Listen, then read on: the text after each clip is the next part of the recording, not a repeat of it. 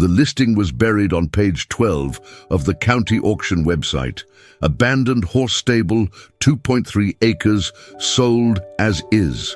$600 seemed like a joke for any piece of property, even in rural Montana. I'd been searching for months for something I could afford on my teacher's salary, something with potential that others had overlooked. The photograph showed a weathered wooden structure, partially hidden by overgrown grass and wild sunflowers. The roof sagged in places, and several boards hung loose from the walls. Most people would see decay, but I saw possibility. My grandfather had taught me about carpentry during summers on his farm, and I knew good bones when I saw them. The auction was online only, ending at midnight on a Tuesday. I placed my bid with trembling fingers, $650. For 3 hours, I refreshed the page obsessively, watching other bidders drop out one by one. When the timer hit 0, I stared at the screen in disbelief. I had won. The paperwork took 2 weeks to process. During that time, I researched the property's history. The stable had been part of the Morrison ranch, established in 1892. The family had bred quarter horses for nearly a century before financial troubles forced them to sell off parcels of land. The stable itself had been abandoned for at least 15 years, according to county records. I drove out on a crisp October morning to see my purchase for the first time in person. The property was 30 miles from town, down a gravel road that seemed to lead nowhere. As I pulled up to the gate, my heart raced with excitement and nervous energy. This was it, my first real investment, my chance to build something meaningful. The metal gate hung open, its hinges protesting with a rusty screech as I pushed through. Tall grass brushed against my jeans as I walked the perimeter, trying to match what I saw with the survey maps I'd studied. The stable sat in a natural depression, protected from the worst prairie winds by a ridge of cottonwood trees. Up close, the building was larger than I'd expected. The main structure stretched about 60 feet long and 30 feet wide, with what appeared to be 6 individual stalls. A smaller lean-to extended from the south side, probably once used for feed storage. The wood was weathered silver gray, but when I pressed my palm against the siding, it felt solid underneath. I circled the building twice before approaching the main entrance. The large sliding door was secured with a rusty chain and padlock that looked older than me.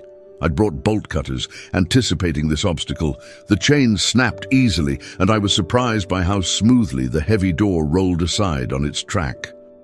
Sunlight streamed through gaps in the siding, illuminating dust motes that danced in the still air. The smell hit me immediately: old hay, leather, and something else I couldn't quite identify. Not unpleasant, just lived in. Which was strange for a building that had supposedly been empty for over a decade.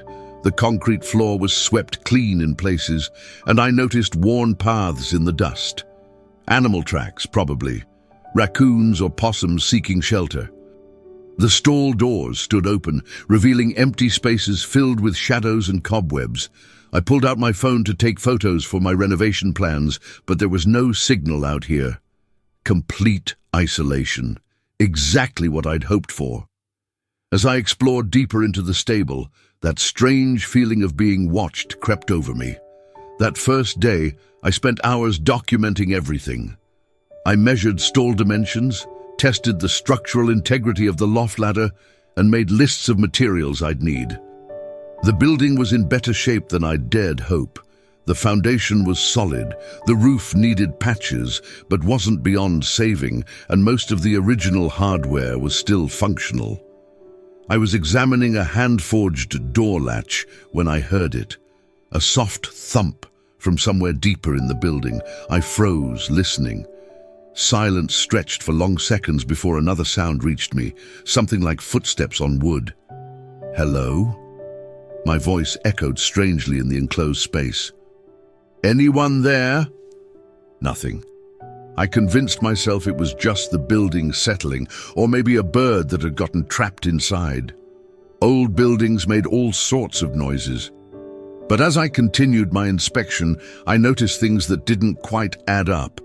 A coffee can sitting on a workbench, relatively free of dust, a coil of rope that looked newer than everything else around it. Most puzzling of all, a section of the loft where the floorboards looked recently disturbed. I climbed the ladder to investigate. The loft ran the full length of the building, divided by thick support beams into separate sections. Most of it was filled with old hay bales, farm equipment, and the accumulated debris of decades. But in the far corner, behind a wall of hay bales, I found something that made my breath catch. A clear space, maybe 10 by 12 feet. A sleeping bag spread on a piece of plywood. Canned goods stacked neatly against the wall. Books arranged on a makeshift shelf. Someone had been living here. Someone might still be living here. I backed down the ladder as quietly as possible, my mind racing. Should I call the sheriff? Confront whoever it was? Simply leave and come back another day? I decided to leave. This felt like more than I could handle alone, and I didn't want to corner someone who might be desperate or dangerous. But as I reached the main entrance, a voice stopped me cold. "You the new owner?" I spun around to see an elderly man emerging from the shadows of the far stall. He was tall but stooped, with wild white hair and a beard that reached nearly to his chest. His clothes were patched and faded but clean. Deep-set eyes studied me with a mixture of wariness and resignation. Yes. I bought this place at auction." My voice came out shakier than I intended. "Are you living here?" "Yes." He stepped closer, and I noticed he moved with the careful deliberation of someone much older than he first appeared. "Been calling this place home for about 12 years now. Didn't figure anyone would ever want to buy it." 12 years. He'd been here for 12 years, invisible to the outside world. The county said it was abandoned. A bitter laugh escaped him. "Guess I don't count as people to them." He gestured toward the entrance. "You want me gone? I understand. Just give me a day or two to figure out where to go." Something in his tone, defeat mixed with dignity, made me pause. This man wasn't a squatter or a vagrant. He spoke with the careful grammar of someone educated, and despite his rough appearance, there was a gentleness about him that put me at ease. "What's your name?" I asked. "Henry. Henry Morrison." Morrison. The same name as the original ranch family. "You're related to the people who used to own this place?" "Used to own it. Used to own all of it." He looked around the stable with an expression I couldn't quite read. "Before I lost everything." Henry Morrison settled onto a battered folding chair as if the weight of his story was too much to bear standing. I found myself sitting cross-legged on the concrete floor, drawn into his quiet presence, despite the strangeness of the situation. "My great-grandfather built this stable in 1903, he began, his voice carrying the cadence of someone who'd told this story to himself many times. 4 generations of Morrisons raised horses here. Some of the finest quarter horses in Montana came from this place." I watched his weathered hands gesture toward the empty stalls, seeing ghosts of the animals that once lived here. What happened? Life happened. Bad decisions. Worse luck. He was quiet for a long moment. "My father died when I was 22, left me the ranch and debts I didn't know existed. I tried to keep it going, but I was young and proud and stupid. Made one bad deal after another. Borrowed against everything we had." The afternoon light was fading, casting long shadows across the stable floor. Henry seemed smaller somehow, diminished by the weight of his memories. "Lost the house first, then the main acreage. Sold off the horses one by one, until there was nothing left but this old stable and a couple acres nobody wanted to buy. The bank foreclosed in 2001. I was supposed to be out in 30 days. But you stayed. Where was I supposed to go? This was all I'd ever known. I figured I'd camp out for a few weeks until I could figure something out, but weeks turned to months. Months turned to years. After a while, people just forgot about me. Property changed hands a few times, but nobody ever came out here to check. His story was breaking my heart, but I had to ask the practical question. How have you survived out here for 12 years? Henry's eyes crinkled with what might have been amusement. You'd be surprised what a man can manage when he has to. Henry led me to the lean-to section of the stable, which I now realized was much more organized than I'd initially thought. What I dismissed as random clutter was actually an ingenious system of survival that had sustained him for over a decade. Solar panel up there, he pointed to the roof where a small panel was barely visible from below. Runs a 12-volt system for lights and a radio. Got a propane camp stove, water catchment from the roof gutters. He opened a cabinet I hadn't noticed before, revealing shelves stocked with canned goods, rice, beans, and other non-perishables. A wood-burning stove sat in the corner, its chimney pipe extending through a carefully cut hole in the wall.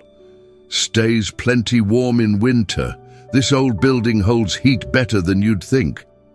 I was impressed despite myself. This wasn't the desperate shelter of someone barely hanging on. This was a carefully planned homestead. But how do you get supplies? Food, propane, other necessities? There's a trading post about 8 miles east. Old Pete runs it, doesn't ask too many questions. I walk there every couple weeks, trade work for what I need, odd jobs around the county when I can get them. People pay cash for fence repair, hay cutting, that sort of thing. 8 miles on foot. Good exercise. There was that hint of humor again. I'm tougher than I look. As he showed me around his makeshift home, I began to see the intelligence and resourcefulness that had kept him alive out here. This wasn't about giving up on life. This was about adapting to circumstances that would have broken most people. You've built something remarkable here, Henry. He looked surprised by the compliment. It's not much. It's more than I could have managed. I hesitated, then asked the question that had been forming in my mind. What if you didn't have to leave? Henry studied my face as if trying to determine whether I was serious or just playing some kind of cruel joke. What exactly are you suggesting? I wasn't entirely sure myself. The logical part of my mind screamed that this was crazy. I didn't know this man, had no guarantee he wasn't dangerous, and was potentially setting myself up for legal complications I couldn't afford. But something about Henry's story, his quiet dignity in the face of loss, resonated with me in a way I couldn't ignore. I bought this place because I wanted to fix it up, maybe turn it into something special. But I've never renovated anything this big before, and I can't afford to hire help. I gestured around the stable. You know this building better than anyone. You understand what it needs. You want me to help you fix up my own family's place. I want us to figure out something that works for both of us. The idea was crystallizing as I spoke. You need a place to live. I need someone who knows about construction and has time to work on this project. Maybe we can help each other. Henry was quiet for a long time, staring out through a gap in the boards at the prairie beyond. You don't know anything about me? I could be a criminal, could be dangerous. Could be, but my gut says you're not. I surprised myself with how certain I sounded.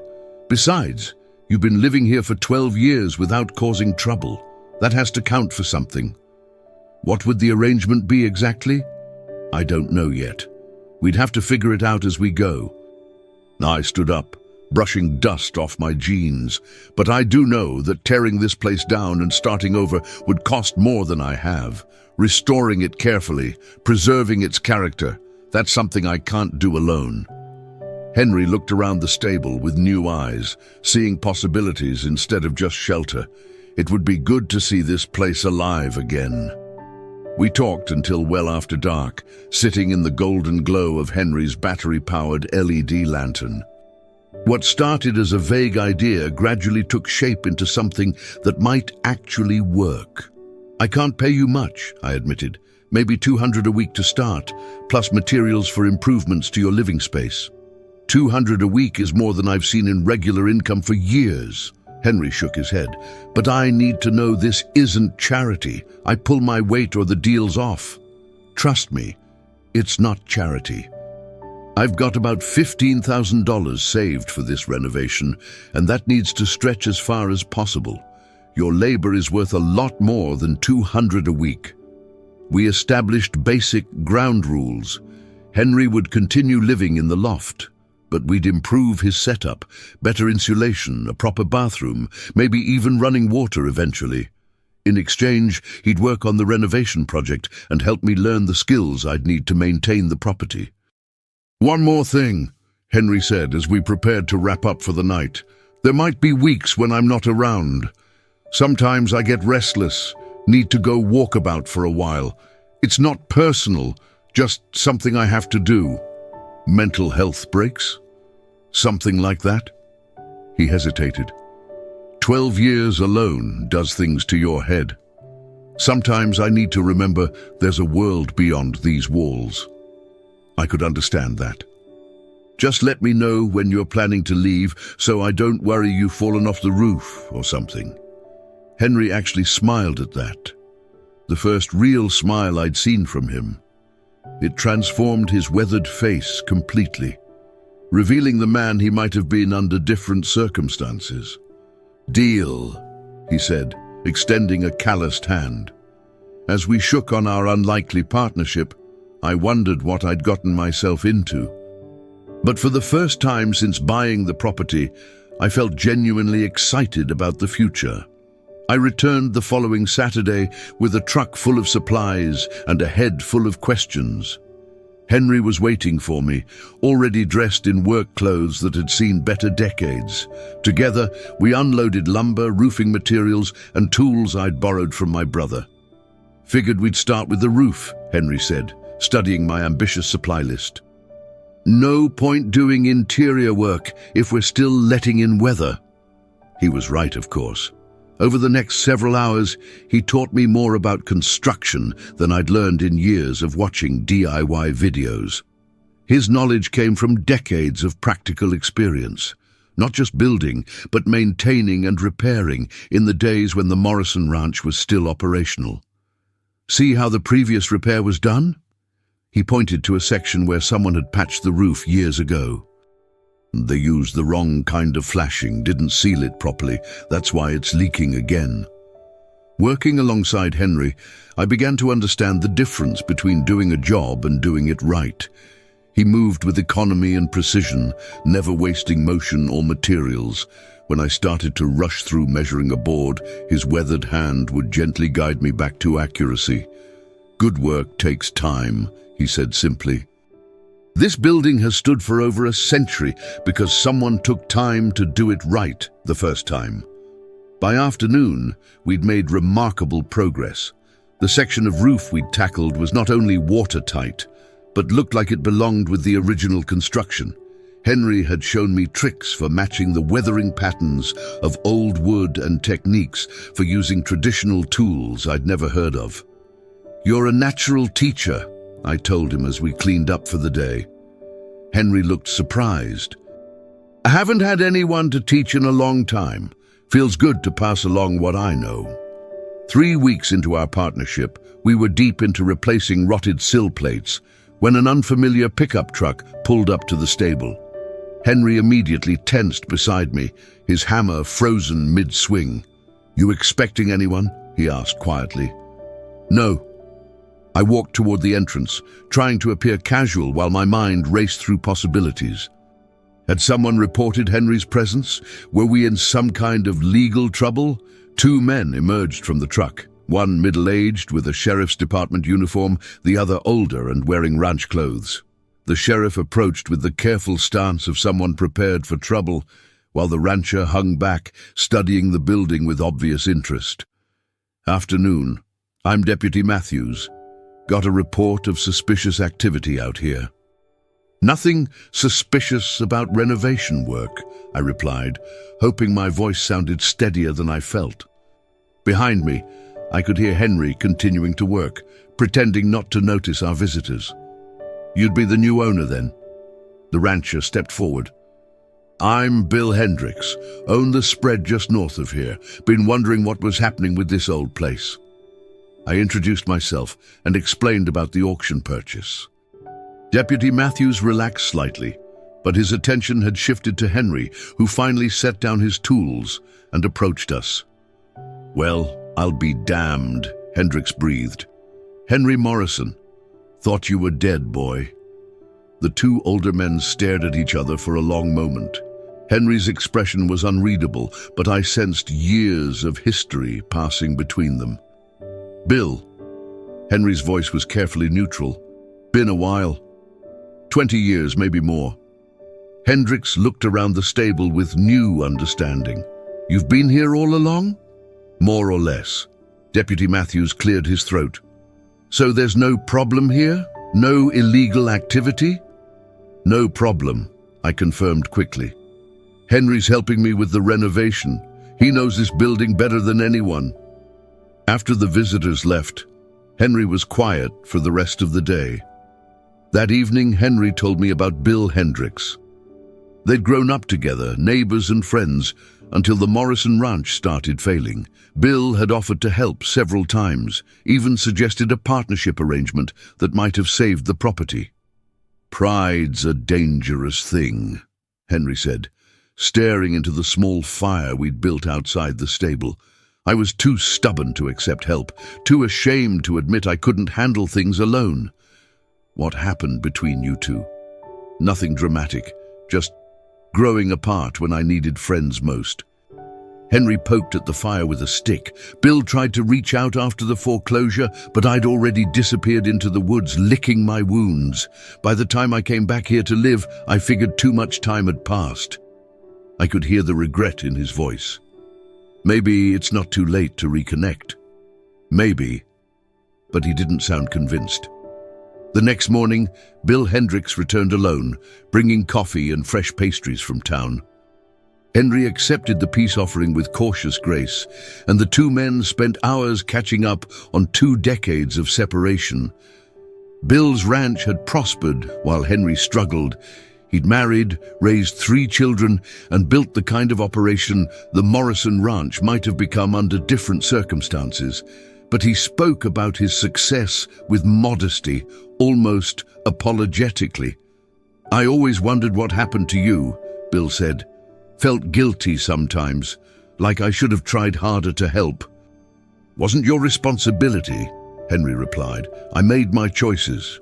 Still, neighbors should look out for each other. As I watched them talk, I realized this was probably the first real conversation Henry had experienced in years. He seemed to unfold in Bill's presence, revealing glimpses of the man he'd been before loss and isolation changed him. When Bill left, he pressed his business card into Henry's hand. Call me if you need anything at all.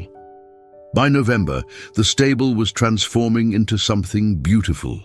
We'd completed the roof repairs, restored the original sliding doors, and begun work on the interior stalls. Henry's craftsmanship was evident everywhere. In the perfectly fitted joints, the carefully preserved original hardware, and the respect he showed for every aspect of the building's heritage. But the work was taking its toll on both of us. The physical demands of renovation, combined with shorter daylight hours and increasingly cold weather, left us exhausted by each day's end. Henry, despite his toughness, was showing signs of strain. He moved more stiffly in the mornings and took longer to recover from particularly demanding tasks. One grey afternoon, while we were installing new electrical wiring in the loft, Henry suddenly sat down heavily on a hay bale. Need to rest a minute, he said, breathing harder than the work warranted. I looked at him with growing concern. His colour wasn't good, and I'd noticed him favouring his left arm all morning. Henry, when's the last time you saw a doctor? Don't remember. Years, maybe. He waved off my worried expression. I'm fine, just tired. But he wasn't fine. Over the next few days, his energy flagged noticeably.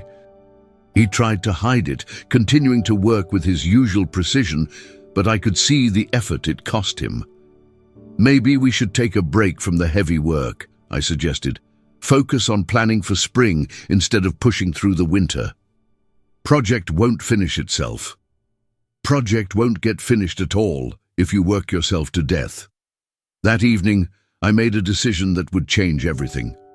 I called Bill Hendricks. "Henry needs medical attention, but he's too stubborn to admit it. Can you help me convince him?" Bill's answer was immediate. "I'll be there first thing tomorrow." Sometimes friendship means making choices for people who can't make them for themselves. Getting Henry to agree to medical care required both Bill's persuasion and my threat to stop the renovation project entirely. Even then, he only agreed to get checked out at the small regional hospital 40 miles away. The emergency room doctor took one look at Henry and immediately ordered a series of tests. What we'd assumed was exhaustion turned out to be something much more serious. Henry's blood pressure was dangerously high, his heart rhythm was irregular, and blood work revealed signs of organ stress that spoke to years of inadequate medical care. "He needs to stay for observation," the doctor told me privately. "Possibly longer, depending on what the specialists find." Henry overheard and started to object, but Bill cut him off. "You're staying, and that's final. I'll camp out in this waiting room if I have to." For 3 days, Henry remained hospitalized while doctors worked to stabilize his condition. I visited every evening after school, bringing updates on the stable project and news from the outside world he'd isolated himself from for so long.